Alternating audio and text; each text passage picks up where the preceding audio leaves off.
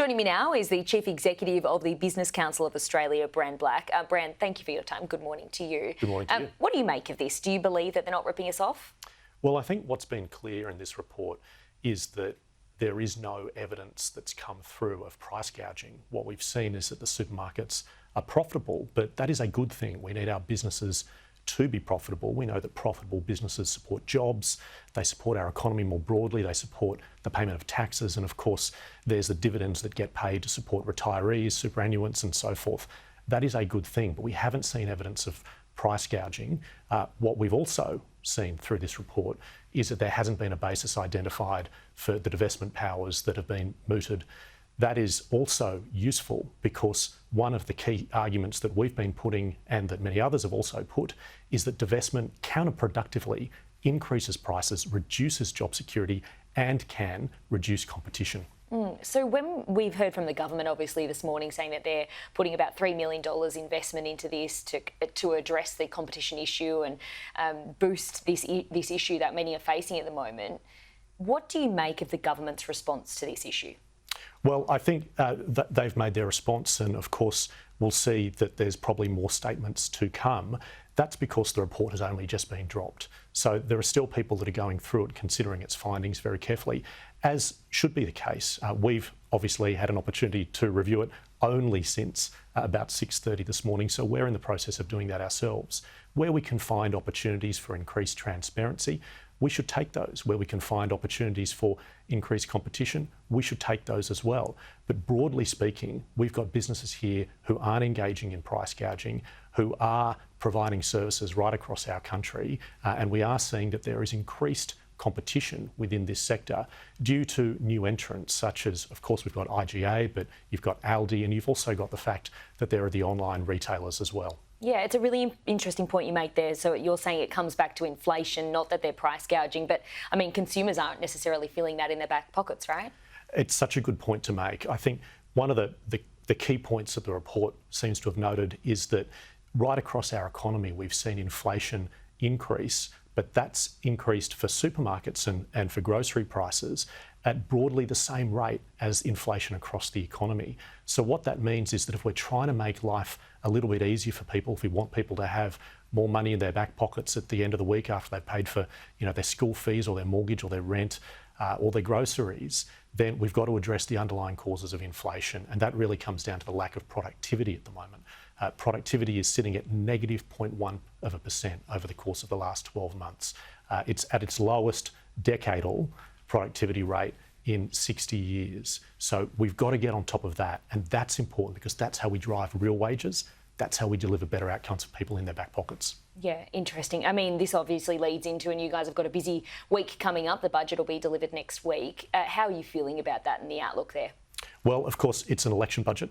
So for us, we'll be looking to see not just what the two parties in the budget address, but also in the budget in reply address, not just what they talk to for the next 12 months, but what they speak to in terms of their priorities over the course of the next 3 years, if they're fortunate enough to be selected by the people of Australia to govern for that period of time. What we're looking for are policies that will ultimately reduce spending. That's important because that takes away inflationary pressure. Again, that means that it's more likely to give people scope to have a bit of cost of living relief. But we've also got to see policies to drive productivity. Both the Shadow Treasurer and the Treasurer have talked about the importance of a private sector-led growth agenda. You'll get that when you have reduced government spending and in policies that drive productivity. But at the moment, we're seeing an all-time high in government spending, all of these promises coming out, which all sound good, but it comes at a cost to the taxpayer, right? It does. At the moment, government spending is sitting at about 27% of GDP. Now, that's the highest that it's been, other than during COVID, since the mid-1980s. And government spending is significant because when you're spending in the government sector, you're spending in a sector that is less productive than the market sector. So the government sector has a productivity rate over the last decade of about negative 0.4%. For the non-government sector, so the private sector, it's at about 0.6%. So there's a significant difference there. In other words, the more we're seeing the private sector spend, the more we're driving productivity outcomes. So we want to see the type of policies that will facilitate governments helping businesses to make those types of So investments. you're talking about a private sector-led growth here and a plan. And when you talk about those policies, can you just delve into that a little bit further? What would you like to see? Yes, certainly. So there are key areas that we think are really important. First and foremost, we want to see what other countries are doing in terms of prioritising deregulation. We think that we've got to do likewise. That's how we remain competitive. We've called for a number of key initiatives in that regard. We think it's also important to invest in how we can actually drive investment. So ideas like an investment allowance, broadly based across the economy, but also looking at research and development, how we can facilitate more research and development in Australia, because we know that research and development ultimately helps us drive the creation of new industries, new markets, and ultimately new jobs and opportunity across the country. And then we want to see industrial relations tackled as well. At the moment, industrial relations is a significant problem. The balance has shifted too far towards the unions and their interests. All we're proposing is that we restore a sense of balance. Bran, do you think Australia is a good place to do business at the moment? Look, I think Australia has so many opportunities. We are so very fortunate. And when I speak to peer organisations overseas, they'll consistently say that they love the fact that we have a democracy. We have a parliament that, for the most part, people are very comfortable with and they can trust. We have secure property rights, a great financial system, abundant natural resources. Those are all the positives.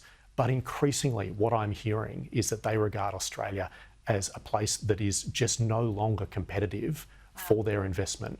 And that's disappointing because if you look at some of the key reports that come out of the government, like the Intergenerational Report, they show that unless we take steps to get more competitive, we are on the path to decline. I stress that, we are on the path to decline. What we want to do is see a genuine discussion about the types of policy area reforms that can drive a private sector-led recovery.